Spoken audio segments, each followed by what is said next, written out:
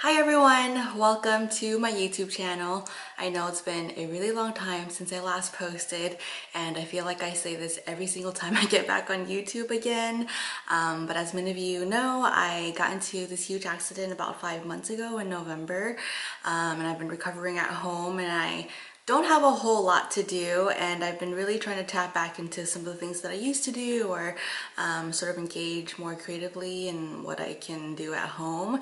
And so I decided to make a video sharing more details about my accident, and I was working on it for a while, and then I realized that the video is getting really long because I was basically sharing my experiences over these last 5 months, and it's a lot because I can also talk a lot, and I'm a storyteller.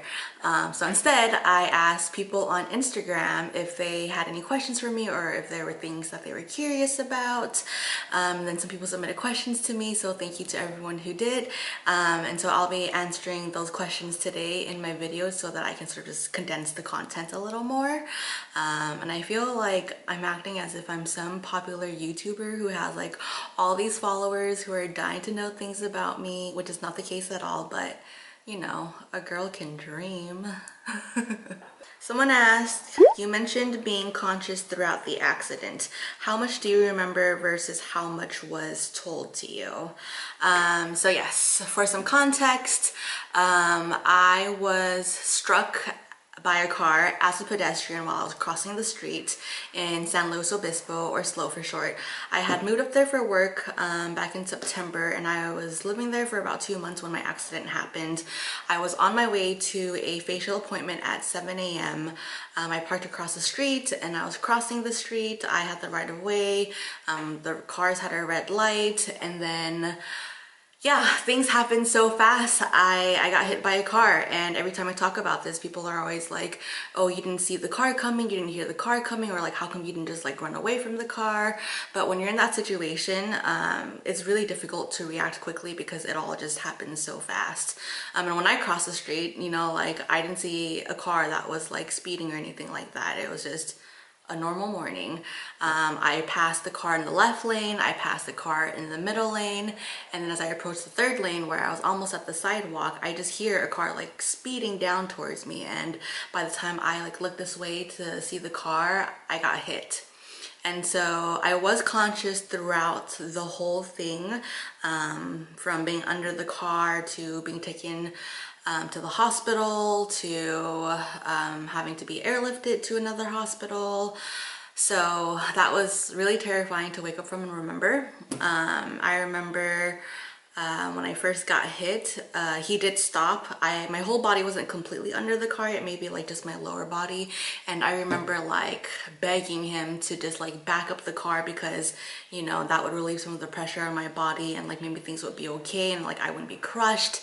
But instead he actually drove forward like about 6 feet more, and at first I was really confused because I was like, what the fuck, like why is he driving still? Like I'm already hit, I'm already under the car. And I thought like maybe a car was like driving down, didn't see him, stopped and hit him, then he moved forward.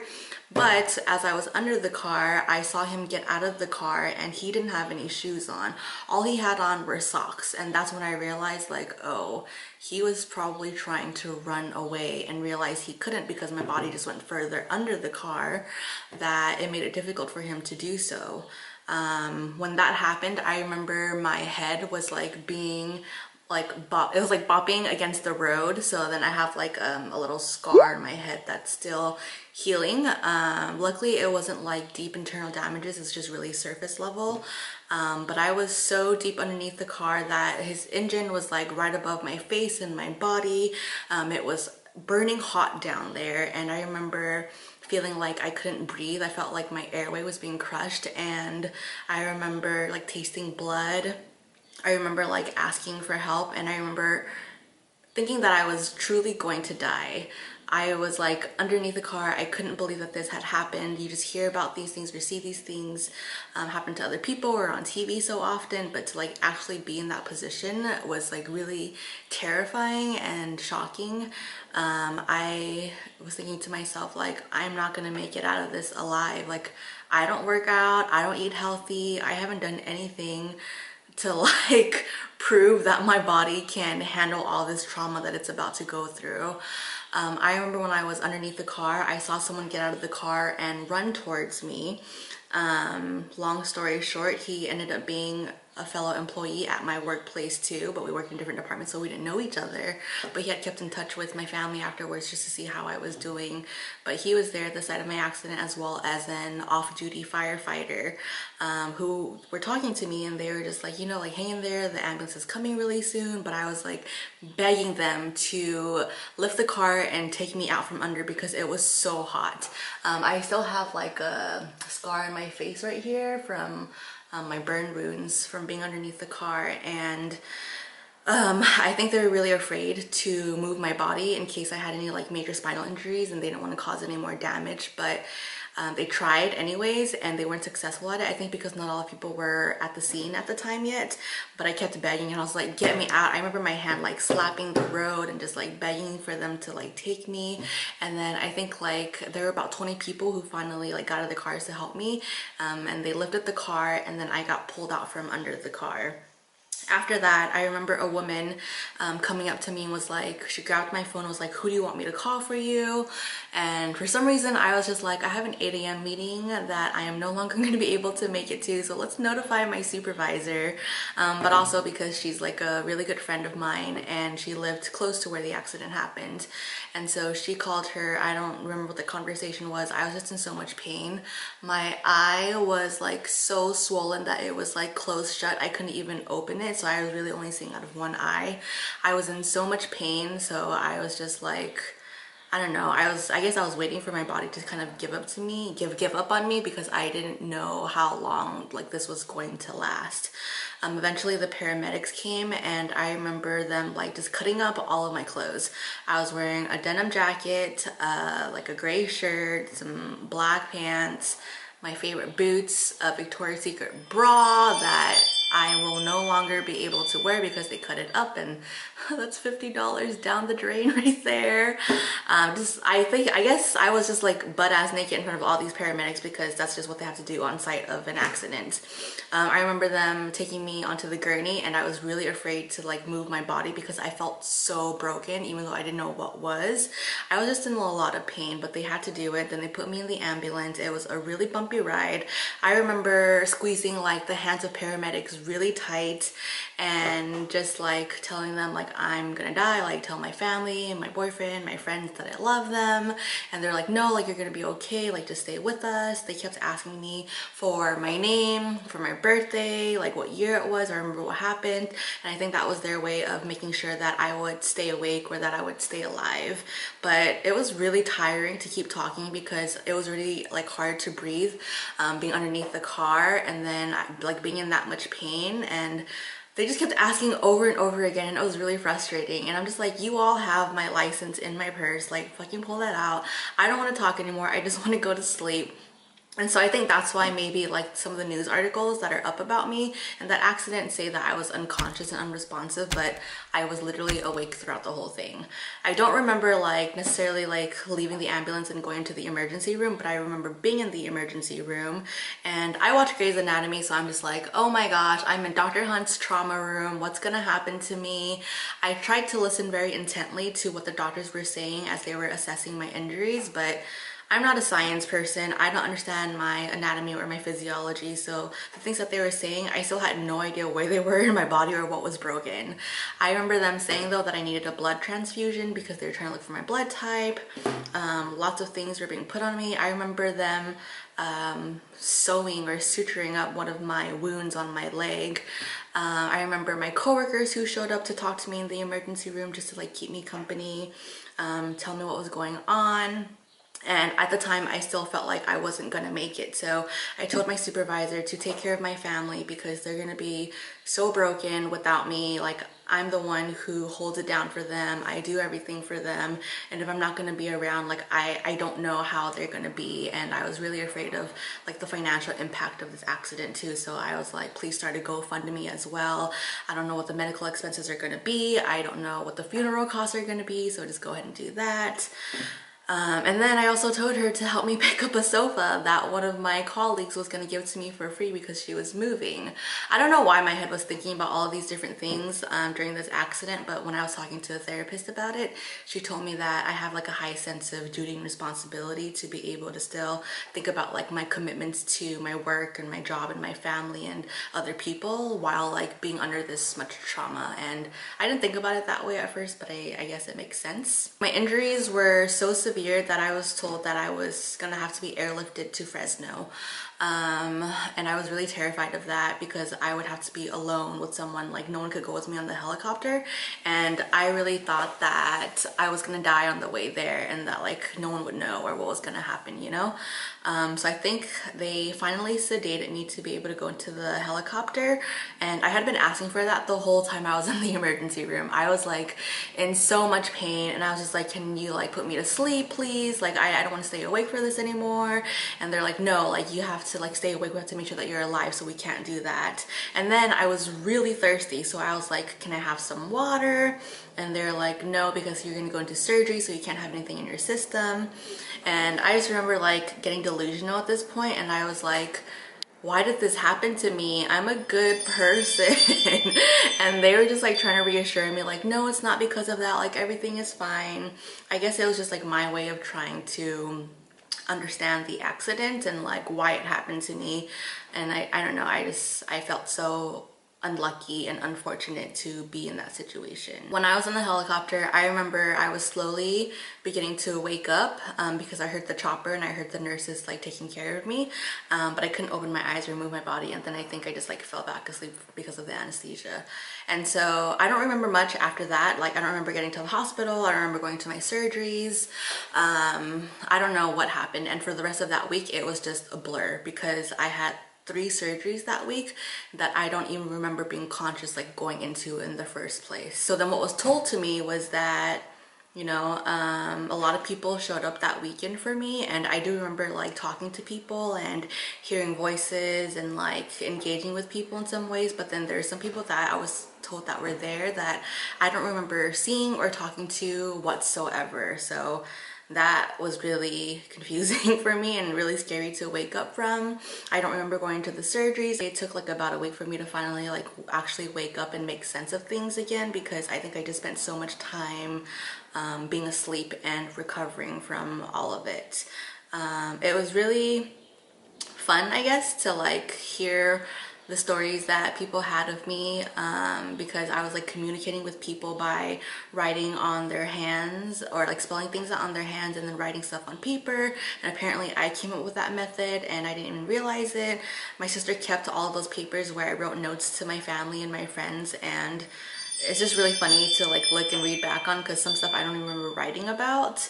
Apparently I wrote on the paper like I can't poop or something, and then I didn't even know that I was like consciously trying to poop. So how would I know I couldn't poop? Whew, okay, that was a long-winded answer, sorry. The next question that I have is, what were your thoughts after you were able to process what happened? Cool, I kind of touched on this a little bit earlier, but when I finally started like waking up from everything and like being able to stay awake more longer, I was just really traumatized and terrified. So I kept thinking like, I didn't know if the guy was in jail or not, so I was like, is he gonna come back to the hospital and look for me and try to do something for me because he doesn't want to get in trouble for this? Can I trust these nurses? Are they working with him? Just like wild things that wouldn't even really make sense. I don't know, I kind of just like accepted the situation for what it was. Like I wasn't angry or upset or frustrated, and I think a lot of it has to do with the fact that I was already conscious throughout the whole thing, and I was just like, fuck, this is happening, it's really happening. So when I woke up, it was just like, yeah, here I am, this makes sense, this is just gonna be my predicament for like the next few months, you know? So these 2 questions are sort of like, or like my answers will touch on both. So someone asked what it was like to navigate all of these in a Southeast Asian / Cambodian family, and if I ever felt like a burden and like how my family handled that accident. So yeah, it was really hard because I talked earlier about like how I'm sort of like the anchor for my family, and I just knew that like even being under the car, that like once they heard of this and once they saw me like this, that it would just like absolutely break them. And when I woke up, I was told of like how much like my parents had cried, and just like how much my sister had to do to step up, to be the person in the family to take care of everything. It was a lot for them, and I don't think that my parents necessarily understood like the emotional and mental impact that it had on me. So there were moments where I would like cry out of nowhere, and start like hyperventilating or getting panic attacks, and they wouldn't understand it. They would think that I was just like sad or scared, and they would just tell me like, oh, like don't cry, like everything's gonna be okay. But most of the times I didn't even know why I was crying, you know. I was just in like a shitty situation. It was hard because I did feel like a burden. My mom took leave from work to be able to stay at the hospital with me because you know, we weren't local to home. My sister took an incomplete for the rest of the quarter to be able to stay at the hospital to take care of me as well. And then we still had to have some type of income in our family, so my dad had to come back home and work and essentially be at home by himself and take care of himself, you know, while I'm in the hospital. And I know he probably felt really bad about not being able to be there. He told me that every morning when he drove to work, he would cry on the way there, not knowing like if I was gonna be truly okay or not. And yeah, it was hard for me to see them come in to see me every day. Like I absolutely loved that they did, because it was so critical in my recovery process, and just like having that kind of support, because being in the hospital is not fun and it's very lonely. So it was always nice to have them there, but I know that it would be so boring. They would be there all day, and my mom would just sometimes be in a corner and just be on her phone, and you know, I couldn't even really talk or be as responsive either. Yeah, I felt a lot of guilt and like such a huge burden on my family, and I didn't like that I had to depend on them so much for everything, because that hasn't been my role in this family. It's always the opposite, you know. And so when things turned this way, I didn't really know how to respond to it or deal with it. It was really hard, and some days I still do feel like a burden to my family because I'm not fully independent yet. I feel really bad when I can't clean up after I eat. I usually do the dishes, I usually help take out the trash, I usually help clean the house, and I can't do any of these things to help my mom out. And it's a lot, and to like have to wait for someone to be at home so that I can safely shower without getting hurt. I have to depend on people to like make me food or put food on the table for me. All of those things like really add up, and it just makes me feel bad, and oftentimes it makes me feel like I don't want to ask for help, and so I'll just like stay hungry, or like I'll not shower. You know, it's hard not to internalize that when it's been like 5 months, and yeah, they have just done so much for me, and I honestly don't know where I would be without my family. In terms of how my family handled the accident, my mom in particular was very angry.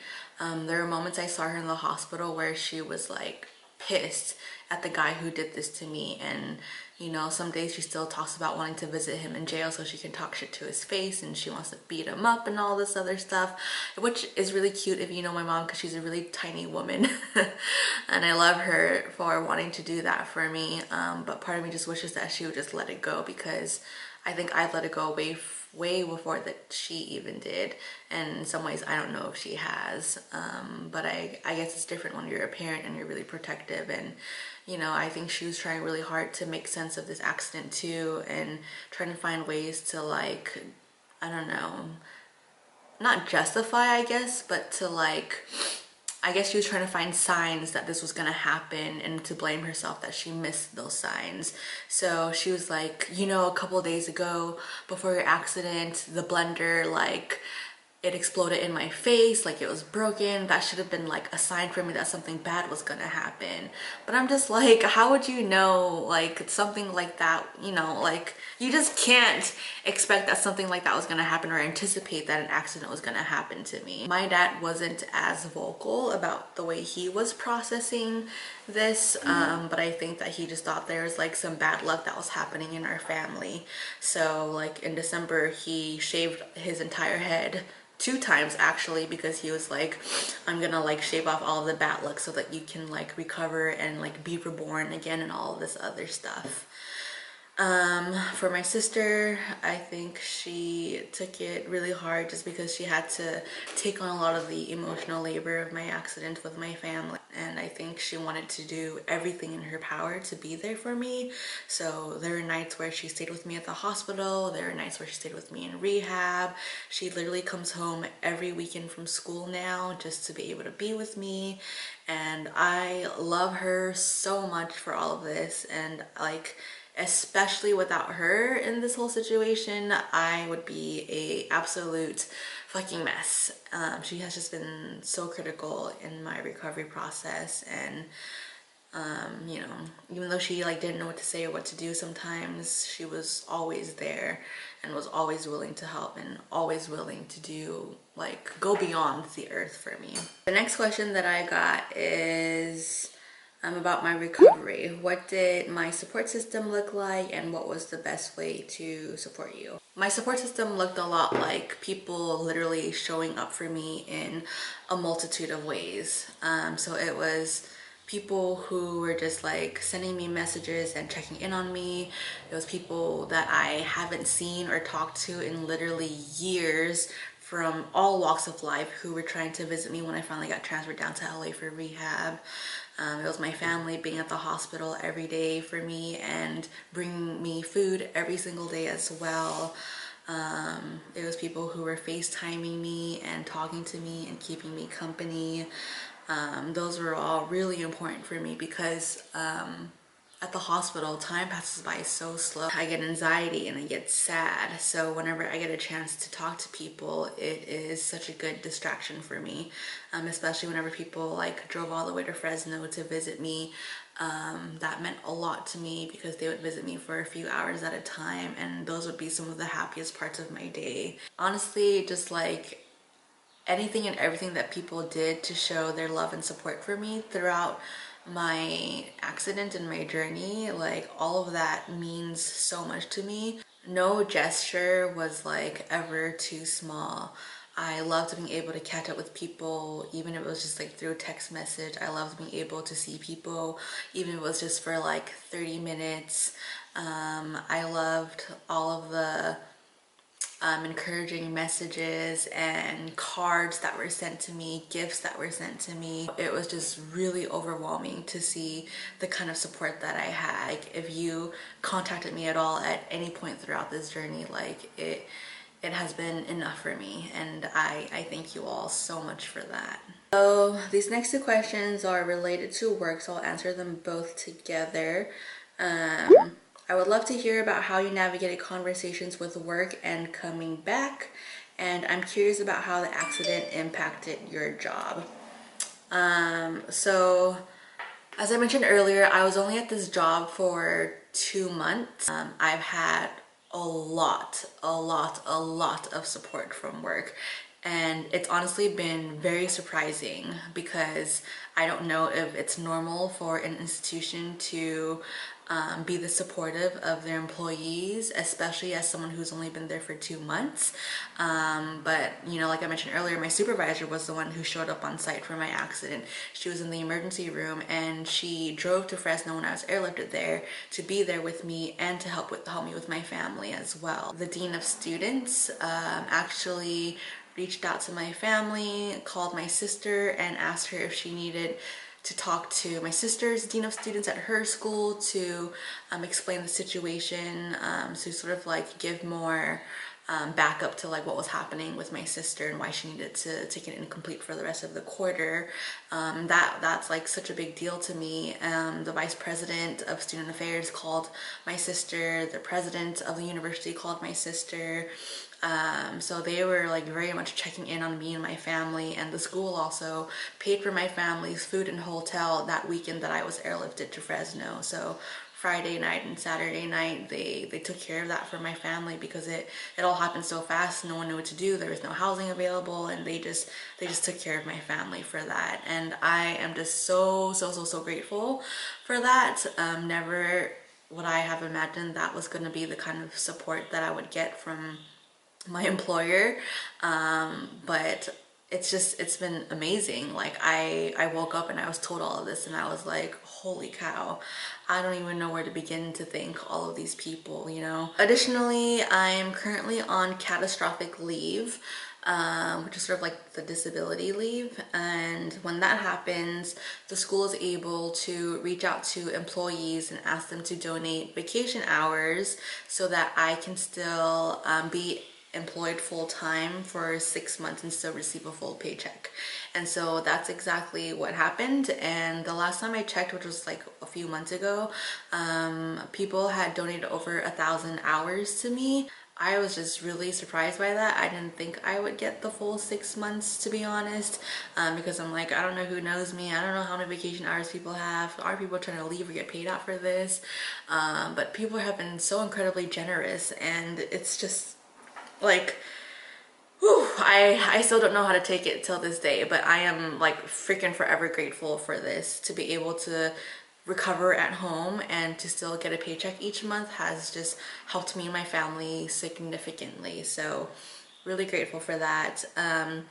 People for some reason didn't think that I had a job anymore after this accident. I was just like, what do you mean? Like, they're all waiting for me to come back to work, you know? Like, my supervisor and my boss have all like drove down to LA to come and visit me and to spend time with me. Like, I don't know. I guess like it is a weird situation. We don't really know like what happens in that professional aspect, but yeah, my work is waiting for me. I still have my job. I'm just on disability leave, and nothing like this accident has not negatively impacted my job in any way.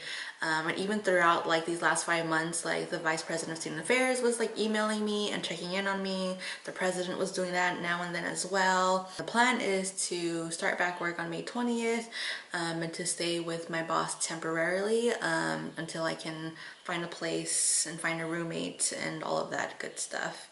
But yeah, work is there. Okay, the last question that I got is, have you sought legal advice? I ask this because I do paralegal work for a personal injury attorney. Yes, so a family friend has helped us deal with the case. He told me that we received a settlement from his car insurance of like $25,000, which isn't a whole lot. I've only seen a third of it so far. The other third of it goes to the lawyer, and then he's keeping the other third for now because I don't know, health insurance or the hospitals or something might want a reimbursement, so they're holding on to that just in case. But that aspect is not fully closed yet, and I just don't really understand all of like the legal jargon that goes behind it. So he's a family friend. I'm just gonna trust the process and be like, sure, whatever. He says that for accidents like these before, he was able to get a lot more money, but unfortunately I got hit by a poor guy of all people. It's like, if I was already gonna get hit, the least y'all could have done was like had money. Then I could have gotten paid from this if I was already gonna go through something that tragic, you know? But alas, that was the only thing that wasn't a blessing in this whole accident, was that I got hit by a poor guy. Poor guy on drugs, a poor guy who was already in trouble with the law so many times prior. So yes, he's in prison right now. Apparently he was supposed to be in prison for much longer, but the district attorney in San Luis Obispo actually was the one who prosecuted him, and we're trying to work out a deal and stuff. They called me when I was in rehab and asked if I would be okay with the deal that they had to offer him. Essentially, he would plead guilty and they would give him 7 years instead of like the 25+ years he would have gotten. And at the time, I like didn't know, even still now, I don't know what's a fair punishment for what he did to me and all of the injuries and all of the bodily harm that was caused to me.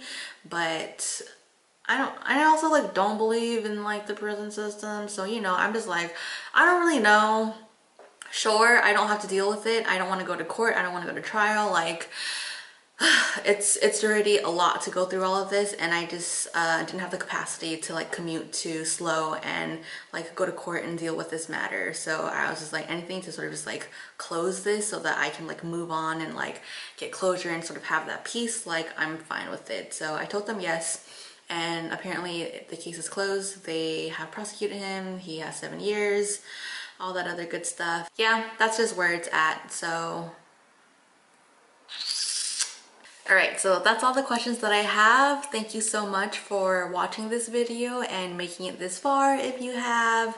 Thank you to those who submitted questions. I hope that these answers helped illuminate some things. I've just been like really blessed throughout this whole process. Like, it was a shitty thing that happened to me, but like everything else after that like just fell perfectly into place for me. And it's just like really wild to look back and be like, whoa, I went through like a really unfortunate experience, but like look at all of the blessings that came out of it, you know?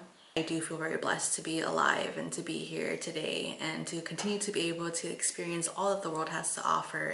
So yeah, now that you know my story, I hope that you will correct all the people who makes jokes about getting hit by cars, because it's not funny, it's not pleasant. There are real life consequences and setbacks that happen to you afterwards, and yeah, it really pisses me off to see those jokes all over Twitter and shit now, so don't ever try them with me. I wish you all the best. Bye!